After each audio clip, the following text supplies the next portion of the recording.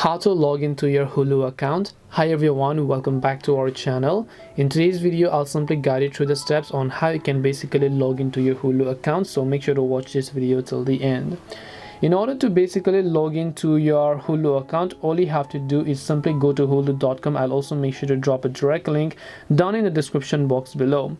Once you're here on this page, what you want to do is, if you look at the top right hand side, you'll find the login button there. All you need to do is just click on the login option that you can find over here, and once you click on the login option that you can find over here, you'll be able to enter your Hulu email as well as your password and successfully sign in to your Hulu account, as you would be able to find it here. In case you happen to forget your email and password, you can click on forgot email or password option, or you can also start your free trial if you haven't done so already.